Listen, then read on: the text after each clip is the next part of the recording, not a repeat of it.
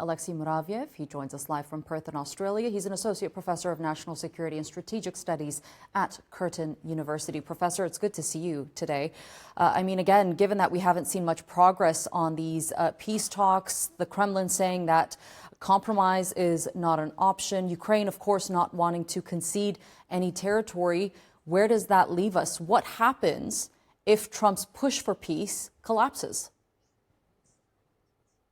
Look, I think we need to break down this whole narrative. First of all, clearly there is progress because the fact that that Witkoff and Kushner flew to Moscow after having their conversations with the Ukrainian counterparts in Miami suggests that there have been some agreement reached between the Ukrainian delegation and the U.S. delegation. Otherwise, there wouldn't be much for them to report to Putin in Moscow.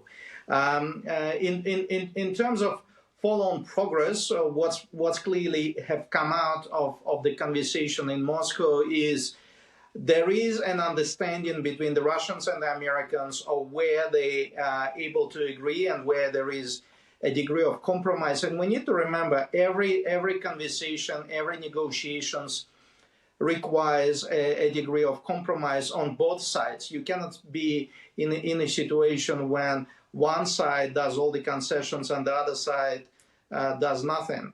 So there is a degree of compromise that the Russians are indicating they're willing to pull, but obviously, contrary to the expectations, say, of Europe and certainly the Ukraine, this compromise may seem to be very minor and tactical compared to the concessions that the Russians expect of the Ukrainians. And once again, we just need to understand the realities on the ground. Ukraine is not in the position to negotiate or drive a hardened bargaining deal. Zelensky has been seriously weakened by the corruption scandal.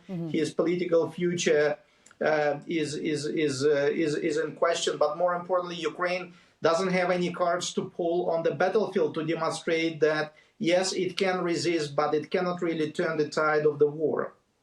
So you do think that Zelensky is going to have to make concessions in terms of giving up Ukrainian land? Because as our correspondent Yunus mentioned, that's going to be a hard pill for Ukrainians to swallow. I mean, what position would that put Zelensky in? Well, Zelensky is currently preoccupied about his political future, and a lot of conversations, I think, are taking place about securing his political future, perhaps a degree of immunity for himself and the family, and because of that very factor, he will have to basically negotiate some sort of way. He needs to demonstrate a degree of compromise, but there is a catch. Even if Zelensky will agree to sign a compromise with the Russians, it doesn't necessarily mean that the Ukrainian military, for example, will actually follow the orders. If the orders will come through that they have to withdraw from their positions without the fight, they may simply refuse to follow the orders coming from the Supreme Commander-in-Chief because, once again, of growing frustration with the current government in Kyiv that seems to be more preoccupied about its own safety and survival rather than anything else. And again, the corruption scandal doesn't also help soldiers in the trenches to kind of have a morale boost, thinking, we're here fighting and dying, and whilst people behind us are pocketing the money and thinking about their personal fortunes. So Zelensky is actually caught in a crossfire. He is under enormous pressure coming from the Americans, because the Americans obviously have enormous leverage over Zelensky and his government.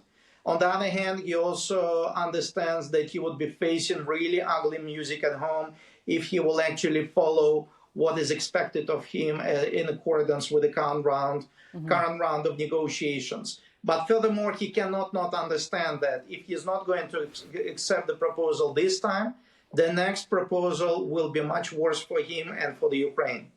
Okay, Professor Alexey Muraviev, thank you so much for being with us here on the NewsHour and sharing that insight with us.